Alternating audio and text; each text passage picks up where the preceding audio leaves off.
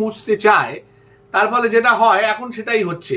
এত কদর্য রাস্তাটার অবস্থা হয়েছে যে মানে শাসক দলের লোকজন কিছু বলার সুযোগ পাচ্ছেন না।